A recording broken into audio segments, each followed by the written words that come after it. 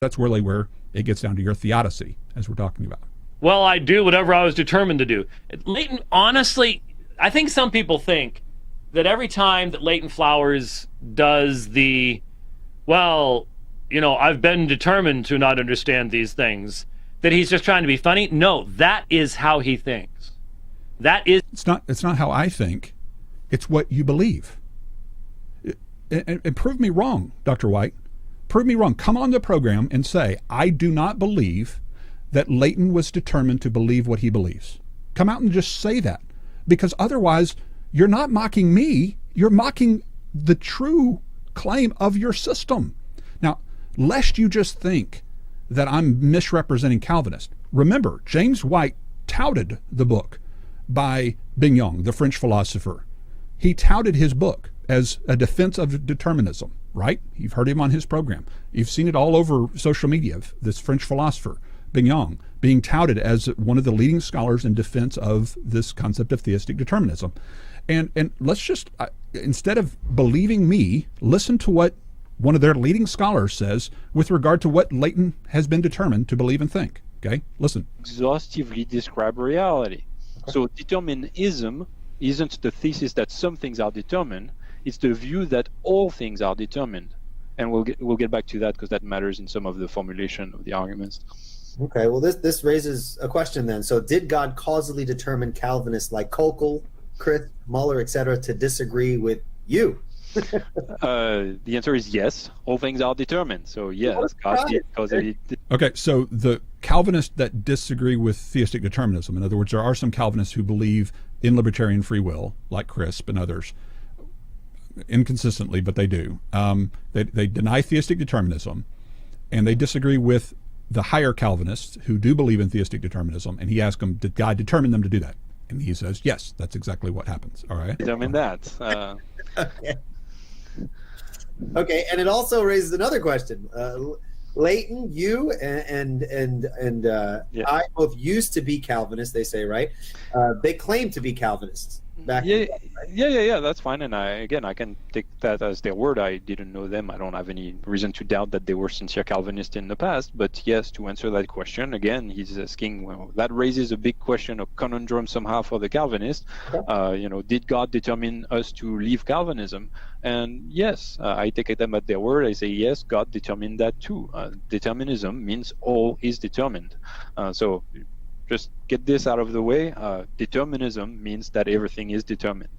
So it makes no sense to ask, well, did God determine that? Yes. Yes. Okay. The answer is yes.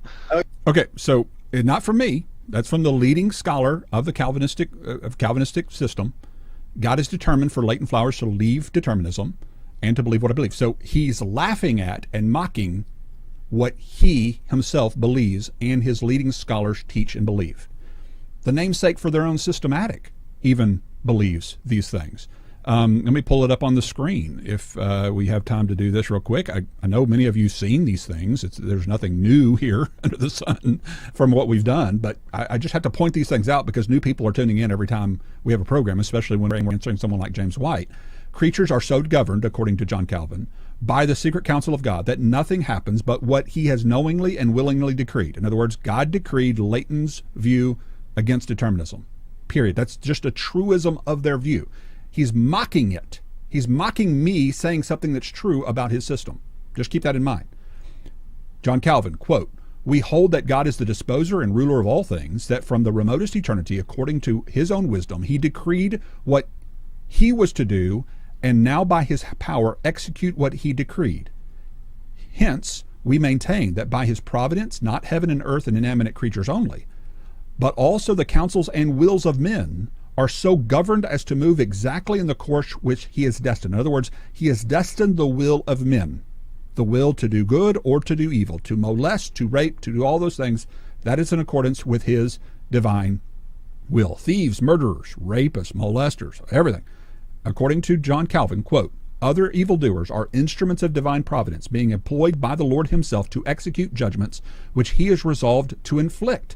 Now, again, maybe this is not the James White kind of Calvinism. Maybe James White has softened John Calvin's Calvinism, or Bignon, maybe he's overstating his case. Maybe God doesn't really decree and determine for molesters to molest or rapists to rape on James White's form of Calvinism? Well, let's see. When a child is raped, is God responsible, and did he decree that rape? If he didn't, then that rape is an element of meaningless evil that has no purpose. What I'm trying to point out by going to Scripture... So what is your answer there? Because I want to understand the answer to that question. I'm trying to go to Scripture to answer. Yes, but what is the answer to the question that he just asked so that we can understand what the answer is? I mentioned to him, yes, because if not, then it's meaningless and purposeless, and though God knew it was going to happen, he created without a purpose.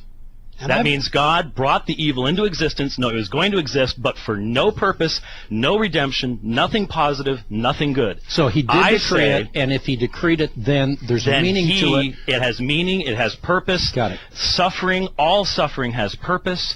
Everything in this world has purpose. There is no basis for despair. But if we believe that God created knowing all this was going to happen, but with no decree, he just created, and all this evil's out there and there's no purpose, then every rape, every situation like that is nothing but purposeless evil, and God is responsible for the creation of despair. And that is not what I believe. For years I've been trying to figure out why it is that in order for rape to exist, or unless God caused it to happen, there can't be any purpose in it. God can use evil, and he does. But to blame God, which is what a decree does, to blame God for the rape of a child is a horrible attack on the very character and the love of God. Okay, so you heard it for yourself. James White and Calvinism, qua Calvinism, according to the namesake and the leading proponents, believe God determines all desires of evil, all moral evil, all heinous evil. That is the claim of their system, period. So when somebody asks me, Leighton, why did you determine this? And I say, if Calvinism is true, the reason I determine this is because God determined for me to, and you laugh at it, and you mock it, then what are you mocking except the claim of your own system? You're ultimately calling determinism a joke. That's what you're doing. Whether you recognize you're doing it or not, you're mocking your own view. This is why I often say sometimes some arguments don't need to be refuted. They just need to be clearly stated, because intuitively we know they're funny. We know they're jokes. They're silly. They're untenable. That's the reason I keep stating them. I keep stating what you find to be so detestable and so weird and oh my goodness, that's so good. Why do I state it? Because it's the claim of your system, and it's revealing it how asinine it is. And whenever I state it and you laugh at it, instead of doing what Bignon did, which is, well, yeah, that's true. Let's just move past that now, because yeah, that's true. Why don't all Calvinists just respond the way Bignon did and just say, yes, it's true. You rejected Calvinism and you started a podcast because God determined for you to. Okay? And then we can talk about why you think God might do that. And you can also talk about why you think I'm still blameworthy for my actions in doing this when God determined for me to do it. And we can talk about that. And I think that would be a reasonable discussion then, versus what I think we see James White doing here, mocking his own system. Well, that's true, though. I mean, if you think if determinism is true, then I'm only going to do what God's determined me to do. And so I mean, would you be logically consistent if you concluded that God is therefore somehow morally compromised because of determinism? Okay. So if determinism is true, let's just pretend determinism is true.